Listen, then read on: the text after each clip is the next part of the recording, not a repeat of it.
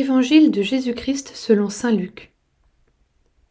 En ces jours-là, Marie se mit en route et se rendit avec empressement vers la région montagneuse dans une ville de Judée.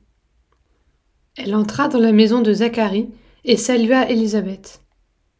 Or, quand Élisabeth entendit la salutation de Marie, l'enfant tressaillit en elle.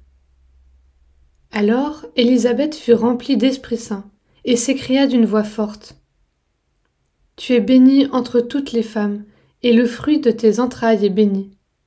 D'où m'est-il donné que la mère de mon Seigneur vienne jusqu'à moi? Car lorsque tes paroles de salutation sont parvenues à mes oreilles, l'enfant a tressailli d'allégresse en moi. Heureuse celle qui a cru à l'accomplissement des paroles qui lui furent dites de la part du Seigneur. » Marie dit alors: « Mon âme exalte le Seigneur, exulte mon esprit en Dieu mon Sauveur. Il s'est penché sur son humble servante. Désormais, tous les âges me diront bienheureuse. Le Puissant fit pour moi des merveilles, saint est son nom. Sa miséricorde s'étend d'âge en âge sur ceux qui le craignent.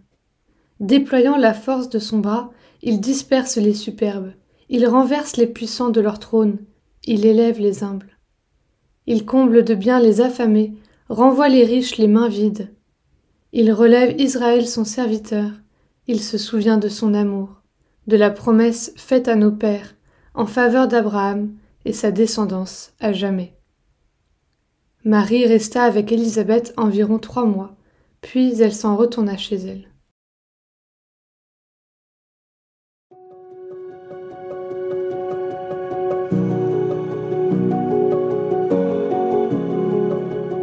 Alors que nous avons célébré la Pentecôte dimanche, la fête de la Visitation aujourd'hui nous permet de contempler l'œuvre de l'Esprit Saint dans 2 femmes, Élisabeth et Marie.